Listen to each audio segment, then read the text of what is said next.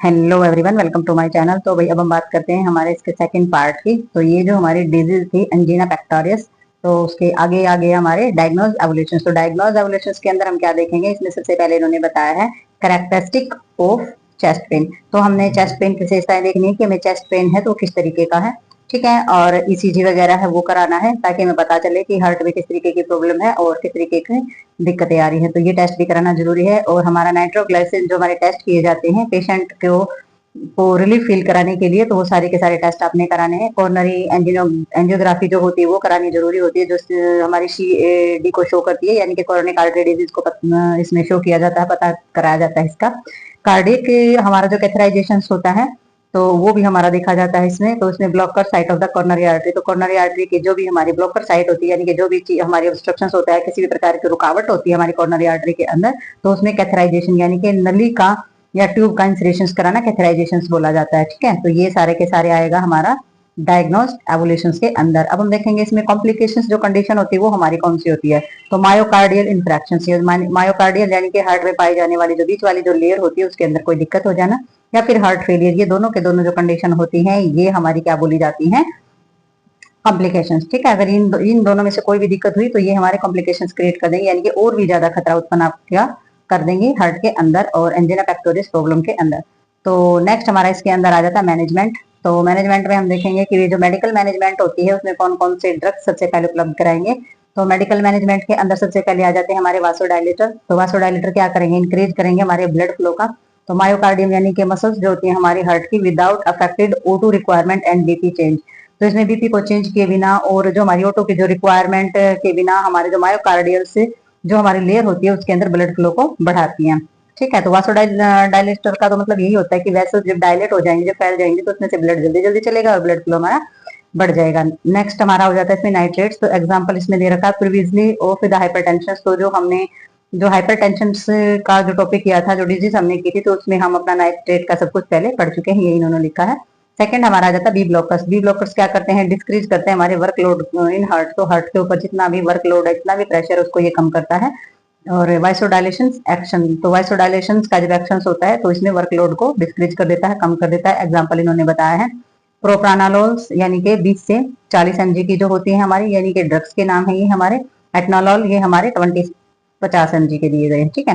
Calcium channel blocker जो हमारे होते हैं वो इंप्रूव करते हैं हमारी कॉर्नरी जो ब्लड फ्लो होता है उसको, यानी कि कॉर्नरी आर्टरी जो होती है उसके ब्लड फ्लो को ये बढ़ाने का काम करते हैं हमारे। और इसमें दो ड्रग्स का एग्जांपल दिया गया है, जिसमें वेरापामिल दिया गया है और दिया गया हमारा नेफिडेपाइन। तो ये हमारे दो ड्रग्स के नाम होते हैं। तो दो दो ड्रग्स के नाम आपने जरूर याद कर लेने हैं कि कौन सा ड्रग्स हमारा किस कंडीशन में दिया जाता है।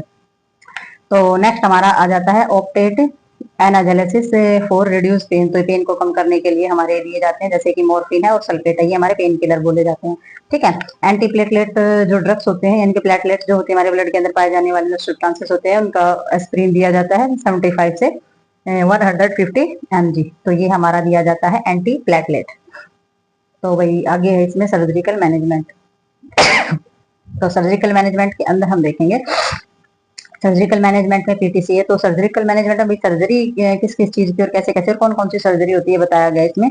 तो सर्जिकल मैनेजमेंट में इन्होंने दिया है परक्यूटेशन से और जो हमारा ट्रांसल्यूमिनस कॉर्नरी एंजियोप्लास्टी। तो ये हमारी PTC सर्जरी होती है जो कि हमारी कॉर्नरी एंजियोप्लास्टी की जाती है, यानी कि कॉर्नरी जो हमारी प्रॉब्लम होती है उसको खत्म किया जाता है इसके अंदर। और इसमें दूसरी जो हमारी होती है CABG होती है, यानी कि कॉर्नरी आर्टरी बाईपास ग्राफ्टिंग, ठीक है। तो कॉर्नरी आर्टरी में बाईपास ग्राफ्टिंग किया जाता है और उसकी ब्लॉकेज को खोल दिया जाता है।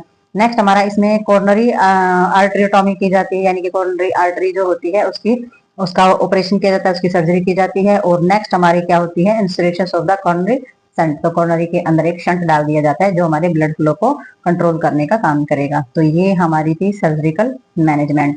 आगे इसमें है हमारी डाइटरी मैनेजमेंट। तो डाइटरी मैनेजमेंट के अंदर हम क्या देखेंगे कि पेशेंट को क्या क्या खाने के लिए इंडिकेट करना है, आपने एडवाइस देनी है।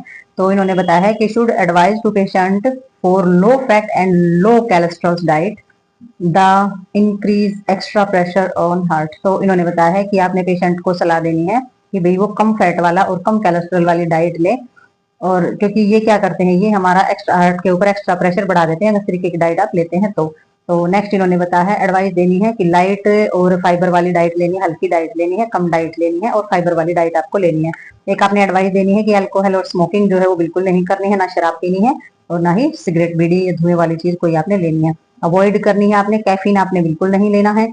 और एडवाइस देना है आपने कि लो सोडियम डाइट लेनी है, कि ऐसा खाना लेना है जिसमें सोडियम का लेवल यानी कि नमक की मात्रा जो है वो थोड़ा कम हो।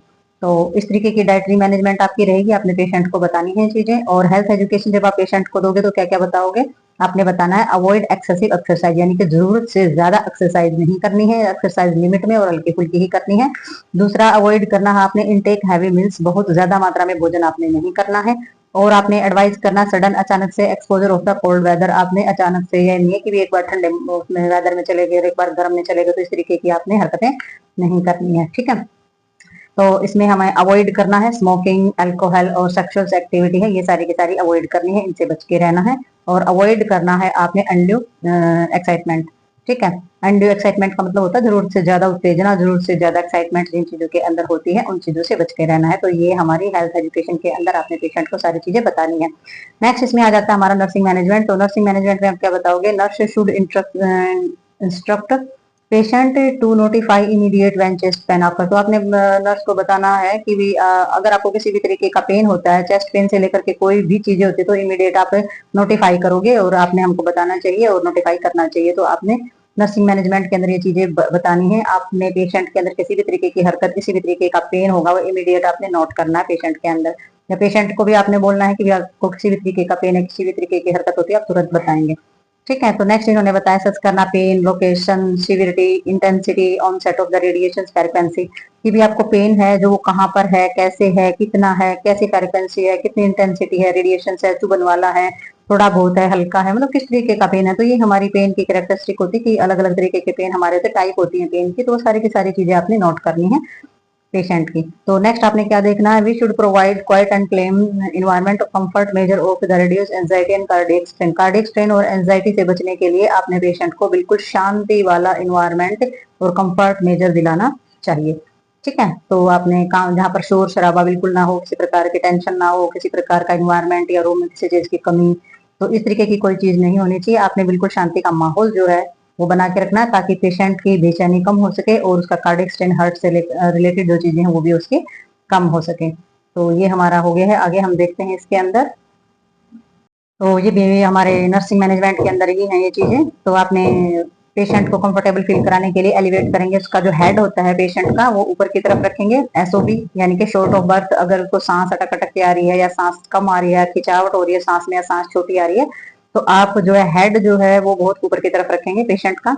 नेक्स्ट आप देखेंगे इंस्ट्रक्शन देंगे, आप take light meal and take rest for 1 hour after meal. तो आप पेशेंट को निर्देश देंगे कि भी आपने खाना बहुत ही हल्का लेना है और 1 घंटा आपने रेस्ट करना है खाना खाने के बाद, ठीक है। नेक्स्ट हम देखेंगे कि demonstrate healthy lifestyle behaviour such A proper diet, regular exercise, patience of the alcohol and तंबाकू यूज। तो आपने पेशेंट को बताना है कि हेल्दी लाइफस्टाइल जीने के लिए आपका उचित बिहेवियर होना, आपकी डाइट अच्छे से होना, आपकी रेगुलर लगातार डेली रूटीन में आपकी एक्सरसाइज होना, ये सारी चीजें आपने करनी है। और तंबाकू और अल्कोहल का जो सेवन करते हैं वो उस पर आपने पाबंदी लगा देनी है, ठीक है। नेक्स्ट आपने एडमिनिस्ट्रेट एंटी एंजिना ड्रग से, तो एंजिना पेक्टोरिस वाली जो हमारी प्रॉब्लम्स होती है उसको कम करने के लिए, उसको खत्म करने के लिए आपने ड्रग्स देने हैं जो कि डॉक्टर के द्वारा प्रिस्क्राइब किए गए हैं, ठीक है। तो नाइट्रोग्लिसरीन है, जैसे एडी ब्लॉकर्स हैं, ठीक है, और हमारा कैट चैनल्स ब्लॉकर हैं, या फिर हमारी मोर्फिन है, सल्फेट है। तो सारे के सारे जो ड्रग्स हमारे होते हैं ये एंजिना पेक्टोरिस के विरुद्ध काम करने वाले हमारे होते हैं। तो डॉक्टर ने जो जो प्रिस्क्राइब किया है, जितने जितने एमजी में प्रिस्क्राइब किया है वो आपने प्रोवाइड कराने हैं पेशेंट को। तो नर्सिंग डायग्नोसिस के अंदर हम देखेंगे कि नर्स जो है वो डायग्नोस क्या क्या करेगी, एक्यूट पेन से रिलेटेड हमारी मायोकार्डियल इस्कीमिया को देखेगी। तो इस्कीमिया का तो पता ही है, इस्कीमिया क्या होता है हमारा अंदर जो हमारे टिश्यूज और सेल्स होते हैं उनके अंदर स्वेलिंग या उनका इनलार्ज हो जाना। तो उससे रिलेटेड अगर किसी भी तरीके का हल्का फुल्का या पेन की शुरुआत है तो वो आपने देखना मायोकार्डियल के अंदर। तो नेक्स्ट आपने देखना है risk for the decrease cardiac output related to prolong myocardial ischemia, alteration से इन द इलेक्ट्रिक कंडक्टिविटी। तो इलेक्ट्रिक कंडक्टिविटी से आपके जो अलर्टेशन है वो आपने देखने हैं, यानी कि हमारा जो कार्डियक आउटपुट है वो डिस्क्रीज हो गया है। तो ये हमारा जो इस प्रकार का अगर कोई खतरा है कि कार्डियक आउटपुट है वो कम हो गया है, बहुत लंबे समय तक मायोकार्डियल इस्कीमिया जैसी प्रॉब्लम हमें हो गई है, ठीक है, कंडक्टिव इलेक्ट्रिक कंडक्टिविटी में किसी प्रकार की दिक्कत आ रही है, तो ये सारे के सारे खतरे से रिलेटेड जो चीजें हैं वो भी आपने देखनी है। तो इसमें हमारी एंजाइटी रिलेटेड जो हमारी बीमारी का जो प्रोसेस होता है, और इमेज या हमें पता चले किसी भी चीज का, या खतरा पता चले किसी भी चीज का, हेल्थ स्टेटस को लेकर किसी भी चीज में बदलाव होने का खतरा, तो ये सारे के सारे एंजाइटी से रिलेटेड जो है, बेचैनी से रिलेटेड जो है, डर और फियर से रिलेटेड जो चीजें हैं, वो सारी की सारी आपने देखनी है। Deficient knowledge related to disease condition and treatment self care, तो सारी के सारी आपने जो नॉलेज होती है उसका अभाव देखना है कि पेशेंट को बीमारी के बारे में, उसकी कंडीशन के बारे में, उसके इलाज और अपनी केयर करने के बारे में कितना अभाव है, कितना वो अवेयर है। अगर उसे अभाव है तो आप उसे अवेयर करेंगे। तो ये होती है नर्स की रिस्पॉन्सिबिलिटी। नर्स डायग्नोज करेगी, नर्स तभी उसको पता चलेगा पेशेंट की मेंटल कंडीशन। तो ये हो गया हमारी, ये जो डिजीज है ये कंप्लीट हो गया, एंजीना पेक्टोरिस। मिलते हैं नई वीडियो के साथ और नई डिजीज के साथ, तब तक के लिए बाय बाय।